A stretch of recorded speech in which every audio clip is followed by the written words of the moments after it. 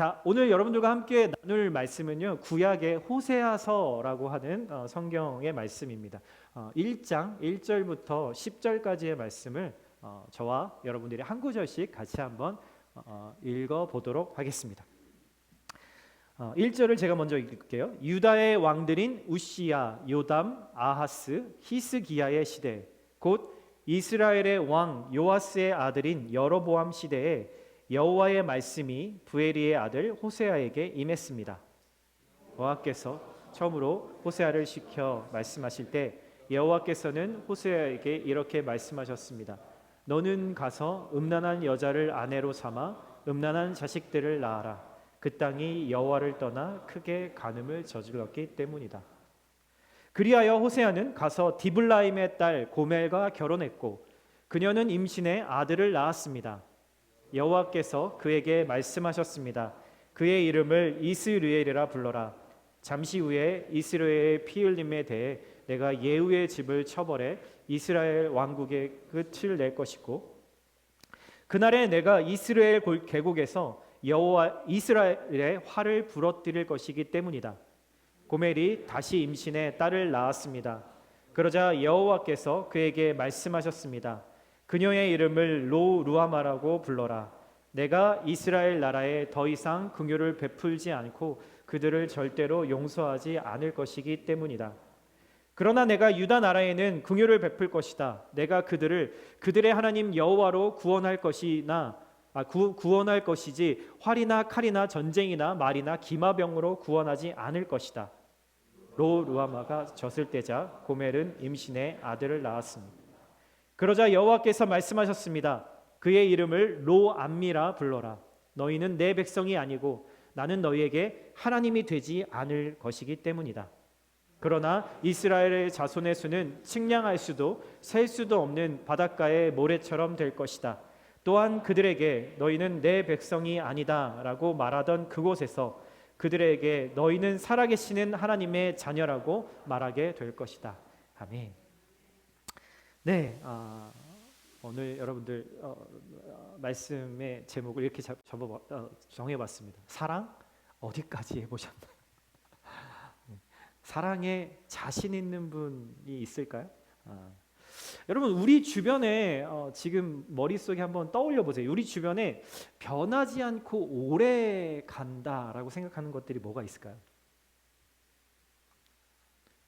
네, 우리 20대 청년들은 젊음이요 라고 얘기할지도 모르겠고 네, 또 예쁘고 또 잘생긴 우리 형제 자매님들은 외모요 라고 이야기하실지도 모르겠고 내 통장에 있는 돈은 배신하지 않습니다. 이렇게 얘기하는 분도 계실 것 같아요. 내 집도, 내 차도, 가족도,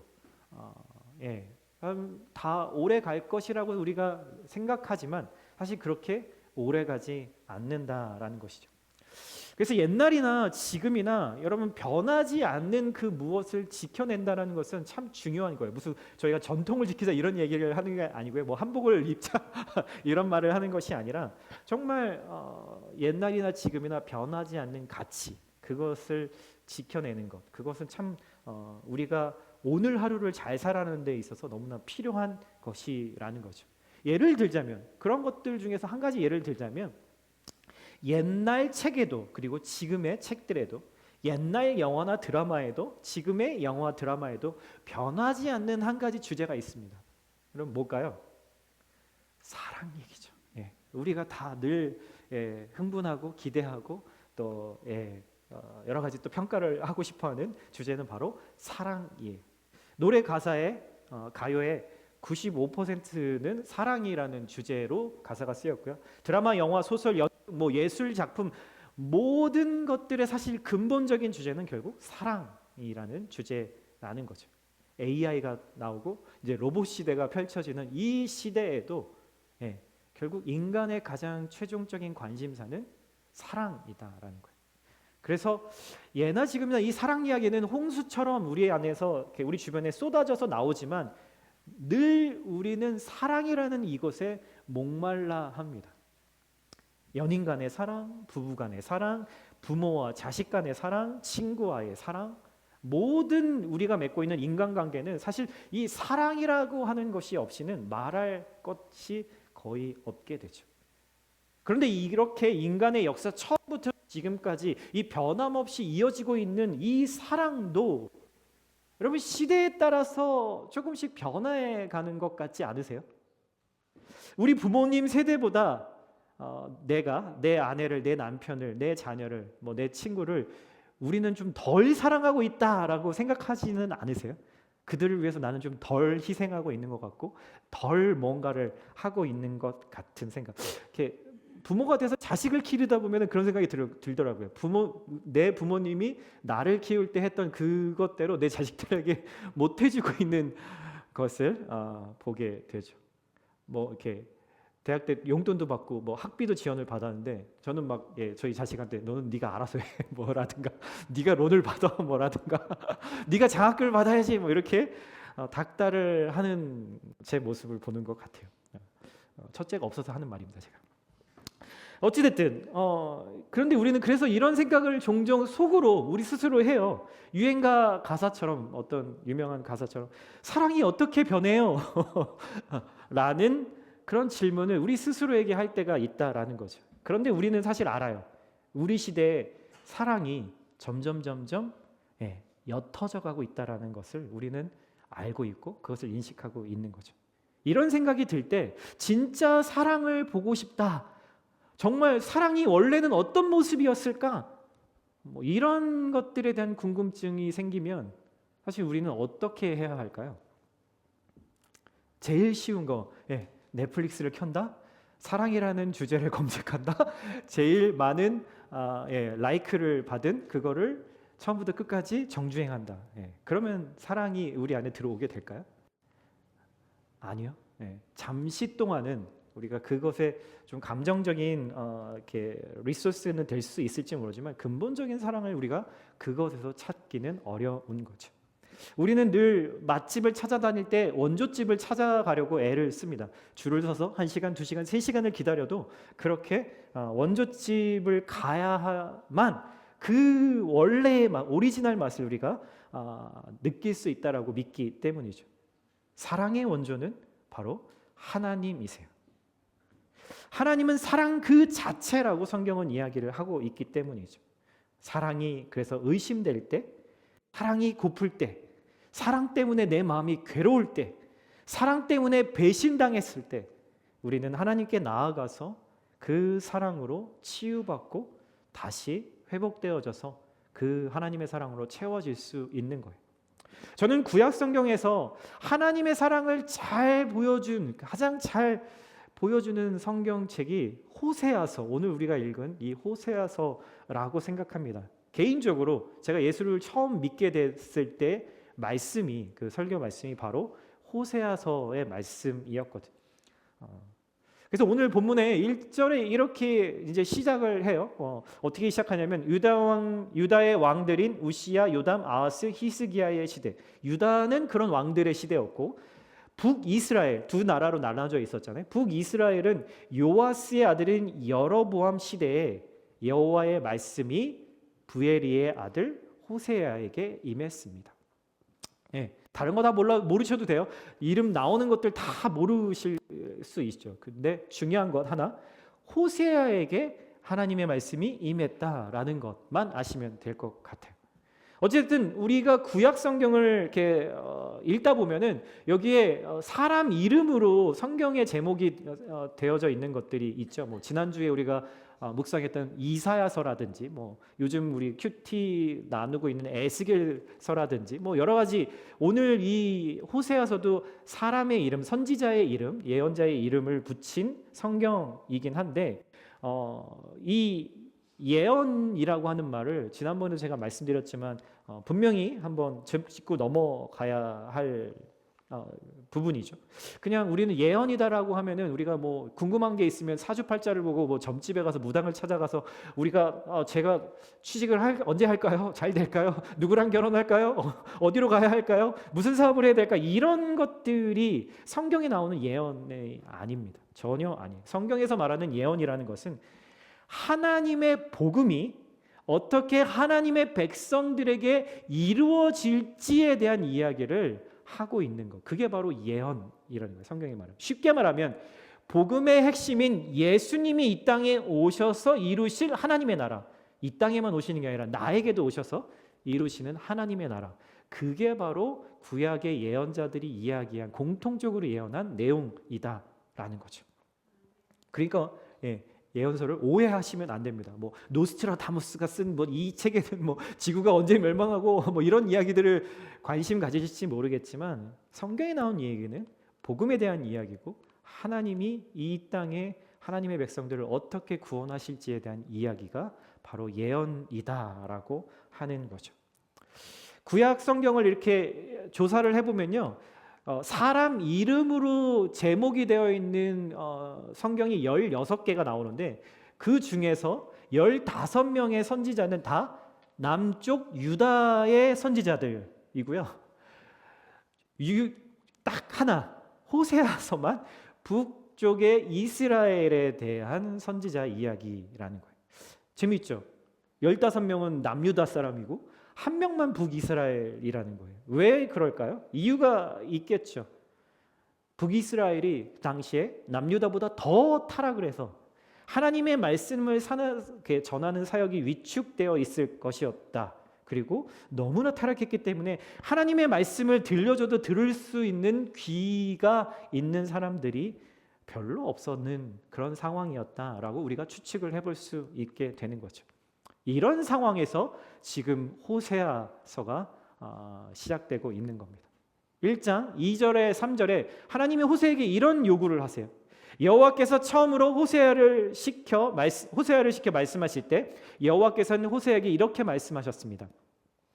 너는 가서 음란한 여자를 아내로 삼아 음란한 자식들을 낳아라. 그 땅이 여호와를 떠나 크게 간음을 저질렀기 때문이다. 그리하여 호세아는 가서 디블라임의 딸 고멜과 결혼했고 그녀는 임신해 아들을 낳았습니다.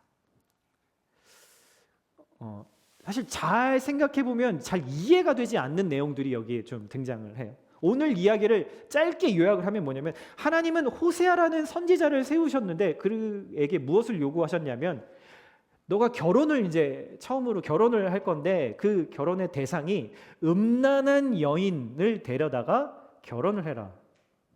그 여인이 바로 고멜이라고 하는 여인이었어요. 그 여인하고 결혼을 해서 가정을 꾸리고 아이를 낳아서 살아라 라는 요구를 하셨다라는 거죠. 2절의 말씀이 사실 너무나 좀 하나님이 왜 이런 말씀을 하셨을까라는 말을, 그 뜻을 이해하기가 좀 어려운데, 재밌는 거는 3절로 넘어갈 때 그리하여라는 말이 참 여기서 딱 뭔가 이렇게 소화가 안 될 때 이게 막힌 것 같은 그런 느낌이 드는 거죠. 어찌됐든 그 말씀을 그대로 호세아가 따르게 됐다, 순종하게 됐다라는 거예요. 그리고 새 아이를 낳는데 그 사이에 나중에 3장 뭐 뒤쪽으로 가다 보면은 우리가 다 읽진 않았지만, 이 호세아와 결혼했던 고멜이라는 부인은 집을 나가서 다른 남자들과 불륜의 사랑을 나누게 되죠. 그래서 둘째, 셋째 아이를 이렇게 낳기도 하는데 누가 아버지인지조차도 정확하지 않을 그런 상황이 되었던 거예요. 사실 호세아에게는 이런 말도 안 되는 결혼을 하나님이 요구하셨을 때는 나름의 이유가 있지 않을까요? 하나님이 나는 신이니까 너는 말 들어, 너는 인간이잖아, 이런 하나님이 아니시잖아요. 하나님의 백성 이스라엘이 음란하게 행동했기 때문에 지금 호세아를 통해서 하나의 이그젬플을 보여주려고 하시는 거죠. 여러분, 음란이라는 말이 뭔가요? 요즘 뭐 음란막이라는 말을 세상 사람들도 많이 쓰던데, 여러분, 결혼한 부부가 상대방이 아닌 다른 사람을 사랑하는 것, 여러분, 이게 음란이라고 이야기를 하는 것이죠. 당시 이스라엘이 하나님을 버리고 다른 우상들에게 달려갔어요. 하나님이 이스라엘을 신부 삼으셨고, 그리고 그렇게 자기 아내를 남편이 사랑하는 것처럼 이스라엘을 사랑하셨음에도 불구하고 그들은 하나님을 버리고 신랑을 버리고 가버렸다라는 거죠. 하나님은 지금 이것을 호세아라고 하는 선지자의 삶을 통해서 폭로하고 계시는 거예요. 그러니까 이 호세아라고 하는 사람의 삶은 이스라엘에게 있어서 하나님의 가슴을, 심장을 열어 제껴서 내 속이 너 때문에 이렇게 까맣게 탔어 라는 것을 보여주기 위한 샘플로 쓰여졌다라는 거죠. 마치 호세아의 삶 자체가 하나님의 메시지였던 거예요. 당시의 실제 상황이 어땠는지를 3장에서 이렇게 얘기해 줍니다. 한번 읽어볼게요. 그리고 여호와께서 내게 말씀하셨다. 비록 이스라엘 자손들이 다른 신들에게로 향하고 건포도 빵을 사랑한다 해도, 여기서 건포도 빵은 우상에게 절을 하고 예배를 할 때 드렸던 제물을 상징하는 건데요. 우상을 사랑한다는 의미죠. 건포도 빵을 사랑한다 해도 여호와께서 그들을 사랑하시듯이 너도 비록 내 아내가 다른 사람의 사랑을 받고 간음한 여자이지만 가서 다시 사랑하여라. 2절, 그리하여 내가 나를 위해 은 15세겔과 1호멜 반의 보리로 그 여자를 샀습니다. 그 여자는 누구죠? 내 아내, 호세아의 아내 고멜을 얘기하는 거예요. 집을 나가서 지금 다시 창녀의 삶을 살고 있는 아내를 데려오기 위해서 그 아내의 몸값을 지불하고 데려오겠다라는 거죠. 그리고 나서 내가 그녀에게 말했습니다. 너는 나와 함께 오랫동안 살아야 한다. 너는 창녀짓을 하거나 다른 남자와 관계해서도 안 된다. 내가 너와 함께 할 것이다.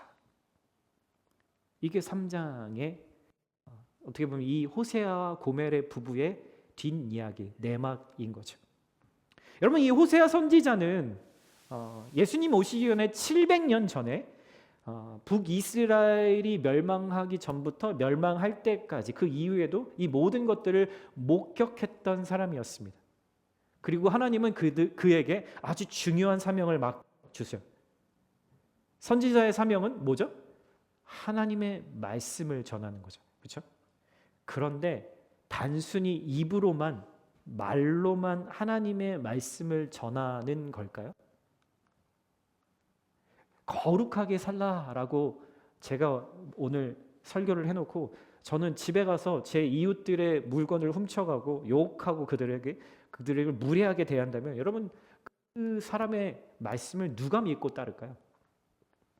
여러분, 그래서 선지자 같은 특별한 사람에게만이 아니라 모든 하나님의 백성 크리스천들에게는 하나님의 말씀이 내 삶에서 드러나야 되고 삶에서 말씀이 보여야 하는 거예요. 여기서 호세아와 이야기가 하나의 패러블, 비유라고 말씀드렸잖아요. 이건 어떤 여자에 대한 성적인 여자와 남자를 이야기하는 것이 아니라 똑같이 하나님을 떠난 하나님 백성들에 대한 하나님의 고발인 거예요. 어쨌든 하나님이 호세아에게 너무 무리한 요구를 하지 않았나라는 생각은 우리의 마음속에 지울 수가 없는 거죠. 여러분 같으면 어떻게 하시겠어요? 여러분, 호세아가 아니라 여기에 내 이름이 들어가 있다면, 하나님이 안창호에게 임하셨다라고 이렇게 얘기하시면서 이것을 요구하셨다면 여러분들이라면 어떻게 하시겠어요? 그래도 한 사람의 인생인데 그가 꾸릴 가정에서 겪을 그 혼란과 상처들 어떻게 할 것인가? 여러분, 이런 고민이 들지 않겠어요? 아내나 남편이나 혹은 사랑하는 사람들이 불륜 현장을 목격한다면 어떤 상황이, 어떤 마음이 느껴질 것 같으세요? 내 아이인지도 모르는 자녀를 양육하고 사랑한다는 것은 또 어떤 마음일까? 엄마는 집 밖으로 돌고 아빠는 엄마 찾으러 다니고 아이들은 정상적인 삶을 살 수 있을까? 호세아 자신은요? 그의 직업이 뭐라고요?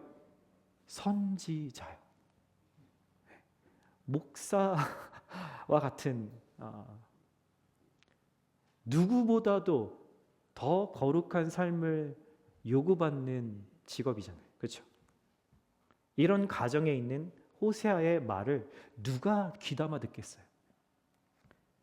여러분, 그거를 하나님이 모르셔서 지금 호세아에게 이런 것을 요구하고 계실까요? 하나님이 너무 무리한 요구를 하신 걸까요? 아니요. 지금 호세아가 겪고 있는 바로 그 상황, 속이 뒤집어지고 피가 거꾸로 솟는 그 마음이 지금 나를 향하신 하나님의 마음이라는 거죠. 여러분, 이 하나님의 마음에서 무엇이 느껴지시나요? 분노가 느껴져요, 여러분. 왜냐하면 여러분, 사랑이라고 하는 것은 그냥 문제가 있을 때 대충 덮어버리고 눈 감아주는 것이 아니기 때문이에요. 사랑은 불의함 앞에서 분노할 수밖에 없어요. 부모님 집에서 만약에 누군가가 돈을 조금씩 훔치는 아이가 있었다고 생각해 보세요. 그러면은 부모마다 다양한 생각을 하겠죠.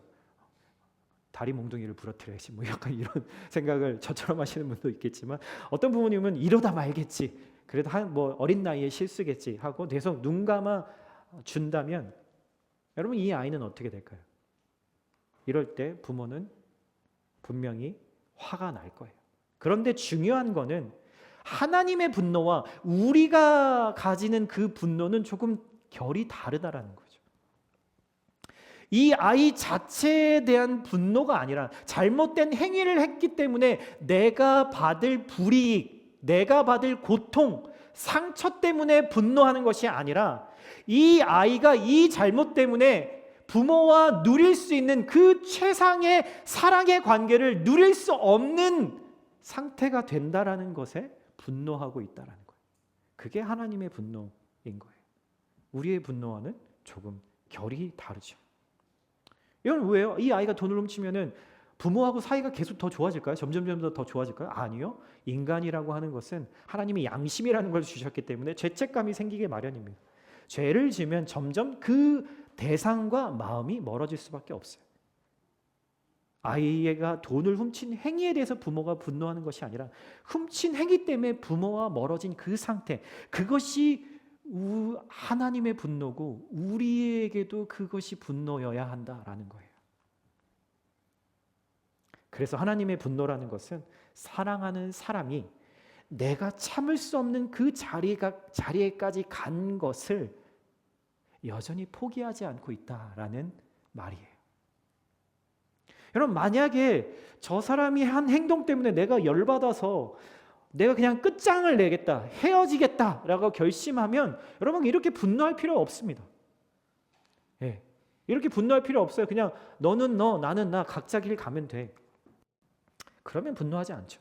그런데 우리가 상대방에게 분노하는 이유는 상대방이 하나님과의 관계가 훼손되었기 때문이 아니라 내가 받게 될 상처, 내가 받게 될 불이익, 내가 받게 될 어려움, 내가 받게 될 고통 때문에 우리는 분노한다라는 거죠. 나를 위해서, 나를 보호하기 위한 분노인 거예요. 그런데 하나님이 나를 향해서 내고 계시는 이 분노는 하나님과 친밀한 관계를 누려야 하는데 그걸 못 누리는 것에 대한 안타까움의 표현이라는 거죠. 결국 여러분, 지난주에도 말씀드렸지만 이 북이스라엘은 결국 하나님의 예언의 말씀대로 멸망하고 말아요. 누구한테요? 아시리아라고 하는 나라의 역사에 등장하잖아요. 그렇죠? 제가 이거 뭐 이렇게 뭐 다른 얘기인데 지난번에 영국에 갔다가 대형 박물관에 갔더니 거기에 아시리아 특별관이 따로 있더라고요. 거기에 보면은 그 왕이, 그 당시에 사넴이라는 한 왕이 어떻게 이스라엘에게 조공을 받았고 어떻게 이렇게 그런 관계가 있었는지에 대한 증거가 거기에 남아 있더라고요. 성경의 이야기가 모든 것을 다 역사적으로 증명할 수는 없지만 너무나 오래된 얘기라 하지만 그러한 것들이 정말 사실로 역사적으로도 증명되는 것들이 참 많이 남아 있다라는 거죠. 어찌됐든 결국 멸망할 텐데 예언하신 대로, 그럼에도 불구하고 하나님이 결과 아시면서도 하나님은 호세아를 통해서, 그의 삶을 통해서 하나님의 심장을 지금 꺼내 보여주고 계신다. 들으려고도 하지 않는 이스라엘에게, 결국 나에게 돌아오지 않을 그들을 향해서 하나님은 여전히 하나님의 마음을 꺼내서 보여주고 계신다. 그렇다면 하나님의 진짜 의도가 여기서 보여지죠. 너희는 이미 나를 떠나서 다른 남자에게 갔지만 그래도 나는 너를 향한 사랑을 멈추지 않겠다라는 것이 하나님의 의도라는 거예요. 여러분, 충격적으로 받아들이실 수 있어야 돼요. 나라면 그 일을 할 수 있을까? 여러분, 이 충격적인 사랑이 없었다면 저도 여러분도 결코 이 자리에서 하나님을 예배할 수 없을 거예요. 아멘이신가요? 아멘. 여러분, 우리는 사랑을 너무나 자주 오해해요. 내 인생에서 경험한 것들 안에서만, 내가 학교에서, 그리고 내가 살아가는 이 세상의 문화에서 이해하고 받아들인 것만 우리는 사랑이라고 바운더리를 딱 정해놓고 살기 때문이죠. 그래서 우리는 사랑한다고 하면 사랑하는 사람에게 열심히 돈 벌어서 그가 갖고 싶어하는 거, 그가 원하는 거, 좋은 환경을 제공하는 것이 사랑이라고 착각할 때가 참 많아요.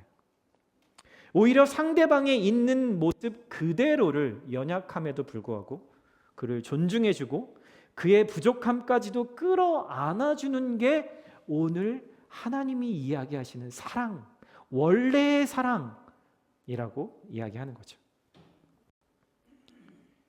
우리는 많은 부분 오해합니다.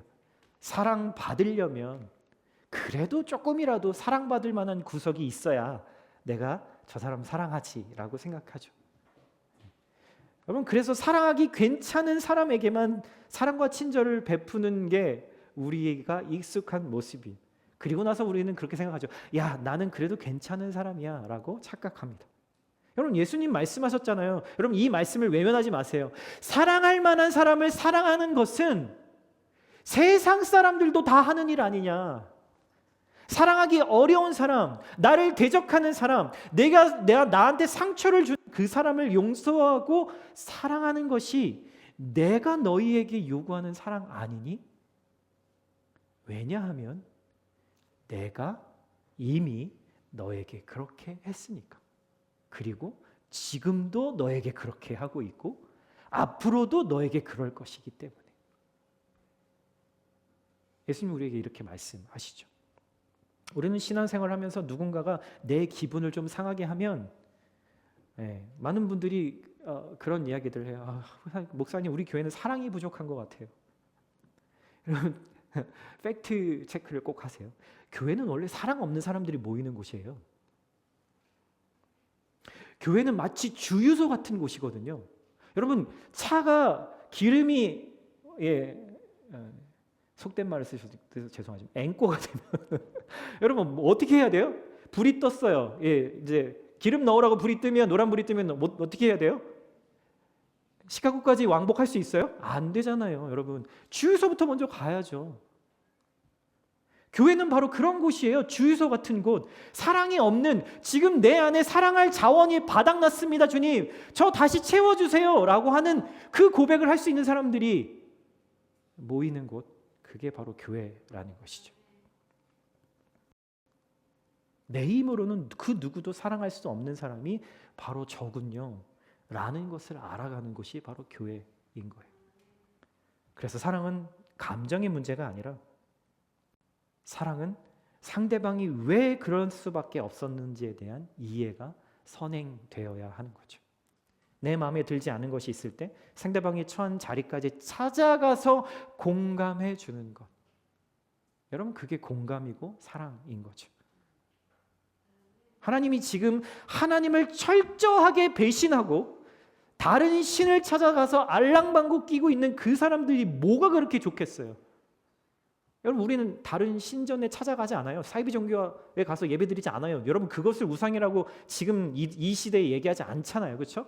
돈을 찾아가고 헛된 사랑을 찾아가고 관계를 찾아가고 파워를 찾아가고, 여러분, 그것이 다 우리에게 우상이 되는 거잖아요. 그런 나의 모습임에도 하나님은 사랑을 포기하지 않고 계신다. 이미 눈밖에 난 행동을 했음에도 불구하고 하나님은 그 눈밖에 난 그 자리로 그분이 스스로 먼저 찾아오신다라는 것이 하나님의 사랑이라는 거예요. 6절에 이렇게 이야기합니다. 죄송해요. 제가 영어 본문을 빼먹었네요.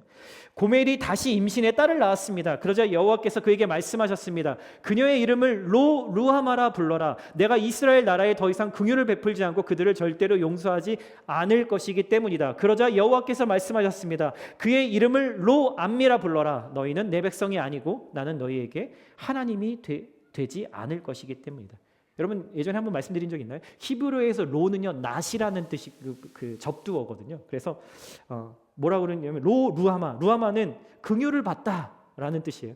그러면 로가 붙으면 뭐예요? 낫이 붙었으니까 긍휼을 받지 못하는 사람, 둘째 아를 낳았는데 이름을 그렇게 지으라는 거예요. 왜요? 상징이니까. 너희들에게 지금 내가 나의 마음을 표현하고 있는 거니까. 셋째를 낳았어요. 로암미래요. 암미는 백성이란 뜻이거든요. My people이란 뜻인데 로암미, 내 백성이 아다라는 이름으로 지으라는 거죠.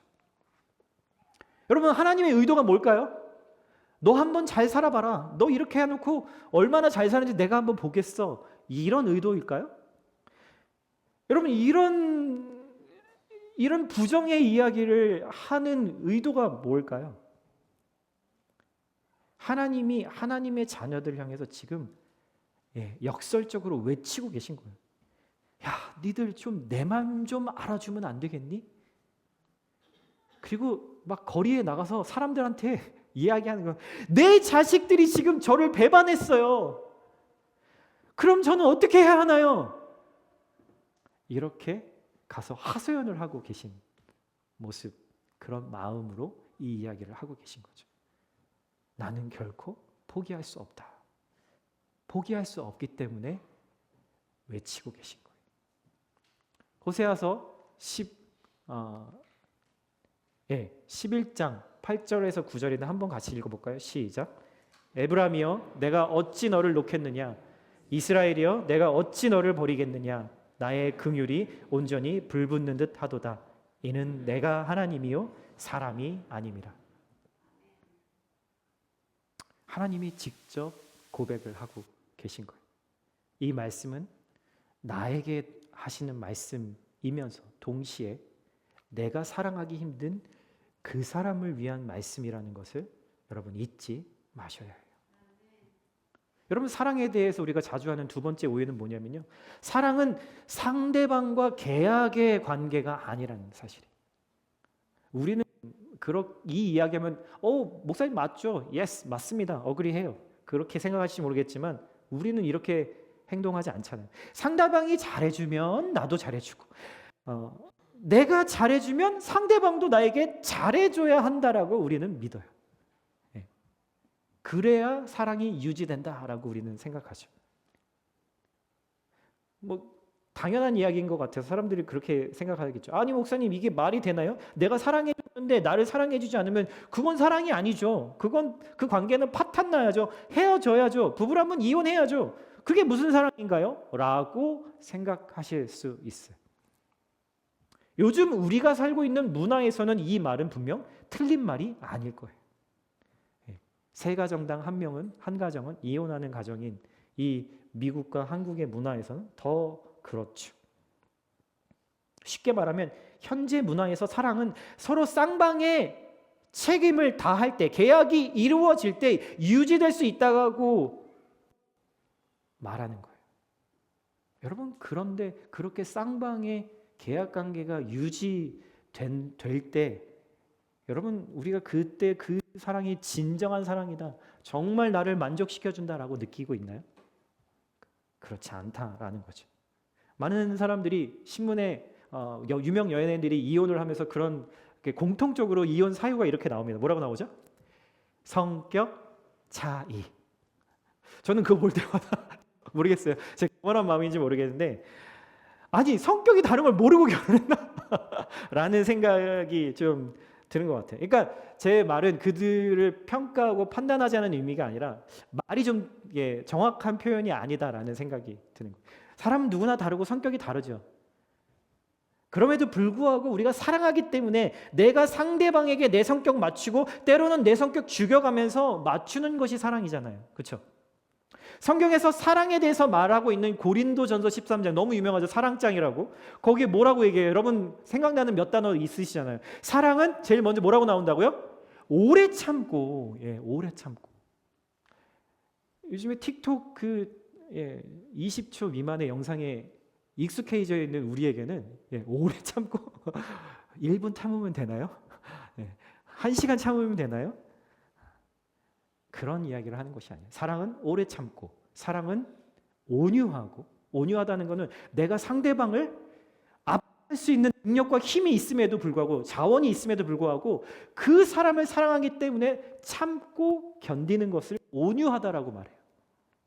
힘없는 사람이 그냥 애구애구 하고 있는 것이 아니라, 사랑은 시기하지 않고, 사랑은 자신을 자랑하지 않으며 사랑은 교만하게 내 기준으로 상대방을 대하는 것이 아니다라고 성경이 이야기하고 있어요. 여러분, 그렇다면 많은 사람들이 이혼할 때 하는 성격 차이라는 말, 그렇게 말하면 안 되겠죠. 우리는 성격 차이로 더는 사랑할 수 없습니다라는 이 말이 이 성경에서 말하는 사랑에 대한 것들을 설득할 수 있을까요? 성격 차이라는 말이 아니라 저에게는 사랑할 힘이 남아있지 않네요. 이 말이 더 적합하고 옳은 표현이 아닐까요? 이게 솔직한 표현이 아닐까요? 우리는 그래서 그 다음 뭐 하죠? 포기하죠. 관계를 포기하고 그 사람을 저주합니다. 성격 차이라는 말은 사실 상대방에 대한 판단의 여지를 남겨두는 거예요. 나에 대한 이야기가 아니라. 나에게 상대방을 사랑할 힘이 남아있지 않다는 것을, 그것을, 나의 부족함을 인정하고 변명하지 않는 것이겠죠. 여러분, 근데 이런 말들은 사실 사랑이신 하나님을 아예 모르는 사람이거나 교회 신앙생활을 하더라도 아직 개인적으로 하나님이 나에게 사랑하신다라는 것을 개인적으로 경험해 본 적이 없는 사람이거나, 세 번째, 아니면 이런 사랑의 경험이 아주 오래전 추억으로만 남아있는 사람들이 주장하는 말일 수 있어요. 서로 사랑하다가 상대방이 나를 힘들게 하고 그것을 내게 있는 사랑으로 덮을 수 없는 상태가 될 때 하나님을 믿는 사람들에게는 분명히 해결책이 존재합니다. 아까 주유소 말씀드렸죠. 주유소에 가서 기름을 채우듯이 우리는 사랑의 주유소이신 하나님께 가서 다시 사랑을 공급받아야 하는 거예요. 왜요? 인간 스스로는 절대로 사랑을 만들어낼 힘이 우리에게는 없기 때문이에요. 여러분, 이것을 인정하셔야 돼요. 여러분, 기도하고 꼭 예배를 잘 드리는 것만 하나님의 사랑이 채워지는 것은 아니죠. 하나님이 창조하신 자연, 환경, 음악, 예술, 사랑하는 형제 자매들과의 친교를 통해서도 우리는 하나님의 사랑을 경험하는 통로가 됩니다. 하지만 여러분, 중요한 것은 그 모든 방법들을 통해서 나에게 사랑할 힘을 채우시는 분은 하나님이시라는 것을 여러분 잊지 마셔야 돼요. 사랑이신 하나님을 만나야만 비로소 내가 누군가를 사랑하고 용서하고 덮어주고 기다려줄 수 있는 사람이 된다는 사실을 잊으면 안 돼요. 그래서 지금 내가 용납하기 어려운 관계를 가지고 있다면 여러분, 그 사람의 잘못에 집중하면 해결이 안 납니다. 하나님께 집중하셔야 돼요. 상대방의 잘못에만 빠져 있으면 기름 없는 차를 지금 시카고까지 왕복하려고 하는 사람과 똑같은 상황, 답 없는 일에 열심을 내고 있는 어리석은 행동. 여러분, 이 어리석은 행동은 내 자신뿐만이 아니라 우리 가정, 우리의 교회 공동체에까지 악영향을 미치는 거죠. 여러분, 사랑이 그러면 계약이 아니라면, 컨트랙이 아니라면 그럼 뭘까요? 성경은 사랑은 약속이라고 이야기합니다. 계약 관계에 있어서의 약속이 아니라 상대방이 내 기대에 못 미친다 할지라도 그 상대방이 어떠함과 상관없이 나는 사랑하겠다라고 하는 약속. 여러분, 아브라함이 하나님과 약속을 맺을 때 어떻게 했죠? 한 동물을 반으로 갈라놓고 그 사이를 지나가는 게 그 당시에 계약의 방법이라고 했잖아요. 아브라함이 서로 지나갔어요? 안 지나갔어요. 하나님만 지나가셨다고요. 하나님만 그 약속을 지키실 수 있으니까. 여러분, 요즘 젊은이들 사이에는 뭐 이전에도 저희 시대에도 있었지만 저는 X세대, 요즘은 젠지, 요즘엔 뭐 더 알파 세대까지 나오는데 결혼을 기피하는 현상이 많이 생긴다고 하죠. 어느 나라나 소위 비혼주의라고 얘기합니다. 그렇다고 사랑할 연인이나 상대방이 없는 건 아니에요. 단순히 결혼만 안 할 뿐, 법적인 관계가 되지만 않을 뿐, 서로 자녀를 낳아 부모가 되는 것을 하지 않을 뿐, 결혼 관계와 비슷한 형태를 얘기하죠. 서로 결혼을 한다 해도 먼저 동거라는 형태를 통해서 부부처럼 몇 년 살아보고 그 이후에도 결혼을 할 마음이 생기면 그때 가서 하겠다라고 하는 문화가 바로 그런 문화예요. 여러분, 그 이유, 진짜 이유가 뭘까요? 그렇게 한 이유가. 네. 상대방에게 구속당하지 않고 나를 위한 최선의 선택을 나를 위해서 하겠다라는 거예요. 겉으론 더 최신의 유행같이, 그렇게 나는 최신의 유행을 따라가는 사람같이 보일지 모르지만 그 의도를 들여다보면 나의 자유를 억압하는 것을 용납할 수 없다. 그러니 나도 상대방의 자유를 보장하겠다. 서로 선 넘지 말자. 왜냐하면 더 깊고 더 무거운 책임은 내가 지고 싶지 않기 때문이라는 거죠. 나의 자유는 극대화하고 나의 책임은 가장 작게 만드는 거예요. 여러분, 이제 많은 사람들이 이것도 상대방에 대한 사랑이다라고 믿어요.